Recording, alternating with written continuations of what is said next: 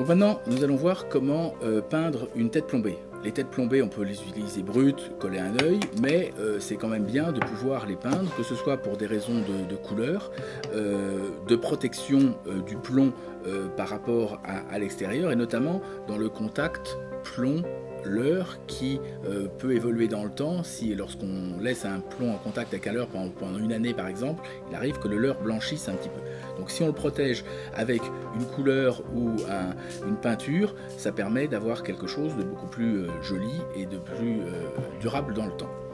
Donc comment fait-on ces peintures pour plomb? Les peintures pour plomb sont des peintures en poudre, qui sont des peintures qui sont plastifiantes, c'est-à-dire que dans un premier temps on va les faire fondre sur le leurre et ensuite on les passe au four pendant environ une demi-heure à 160 degrés pour faire polymériser le plastique de manière à ce qu'il soit plus sensible aux éclats et ne risque plus de s'écailler. Donc le process consiste en un bain fluidisé. Donc le bain fluidisé c'est quoi? C'est une pompe qui vient dans un récipient, qui souffle de l'air avec une pastille très spéciale qui diffuse l'air d'une manière homogène, et une poudre qu'on va mettre en suspension dans l'air. Donc comment on utilise le procédé? Déjà, on ferme bien, on met la pompe en marche ou pas, mais surtout on ferme bien ici de manière à le robinet, à ce qu'il n'y ait pas d'air qui passe dedans. Par exemple, premier essai, on peut faire une tête avec avec un vernis pailleté brillant. Donc il y a un petit chanfrein ici que l'on va venir insérer ici. Pour l'étanchéité, on conseille de mettre un petit peu de savon ou de liquide vaisselle sur le joint pour bien faire l'étanchéité et bien fermer le joint.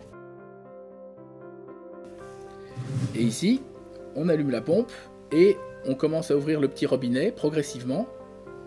Voilà. Et vous allez voir que progressivement, on est à froid, hein. C'est simplement l'air qui va mettre la poudre en suspension. Vous voyez, elle double de volume. On a l'impression que ça bout, mais en fait c'est simplement des bulles d'air qui remontent en surface et du coup la poudre se comporte comme un liquide et on va pouvoir tremper dedans la tête plombée. Donc la tête plombée, il faut simplement, voilà, on peut peindre par exemple celle-ci. Il faut préalablement la chauffer suffisamment pour pouvoir faire fondre. Voilà. Et lorsque la tête plombée est suffisamment chaude, je la plonge simplement dedans, et voilà, à partir du moment où ça devient brillant, la tête plombée est terminée.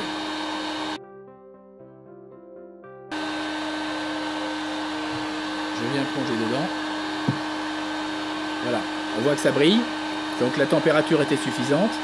Si jamais lorsque je ressors ma tête plombée et qu'elle est toute mate, à ce moment-là, j'ai simplement à venir la réchauffer un petit coup sur le décapeur thermique, de manière à faire fondre et que ça devienne brillant. Et regardez la couleur là, je vais le tremper dans l'eau